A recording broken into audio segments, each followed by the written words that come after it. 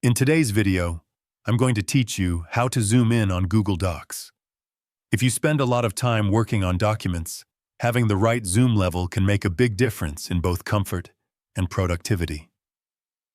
Whether you're reading, editing, or reviewing content, adjusting the zoom helps you see everything more clearly and work more efficiently. Let's start with the easiest method. At the top of your document, you'll find the toolbar where the zoom percentage is displayed, usually set to 100% by default. Click on that number to open the drop-down menu, then select a higher value such as 125%, 150%, or even 200%. As soon as you choose a new level, the document instantly becomes larger on your screen, making text and images easier to see. If you prefer a quicker approach, keyboard shortcuts are a great option. Simply press and hold the Control key on your keyboard, then tap the plus key. Each time you press it, the zoom level increases gradually.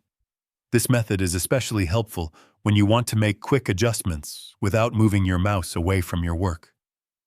Another smooth and flexible way to zoom is by using your mouse. Hold down the Control key, then scroll upward using your mouse wheel. This lets you zoom in gradually, giving you better control over how large the document appears. It's a very natural way to adjust your view, especially when you're trying to find the perfect size. It's also worth noting that you're not limited to zooming just the document itself. You can zoom your entire browser window as well. By pressing Control and the plus key, everything on the page becomes larger, including menus, icons, and buttons. This can be useful if the entire interface feels too small or hard to read. If you ever need to return everything back to its original size, simply press Ctrl and 0 on your keyboard. This resets the zoom level to the default view, allowing you to start fresh.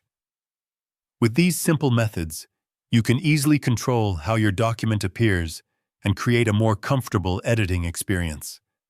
If you found this video helpful, let me know in the comments.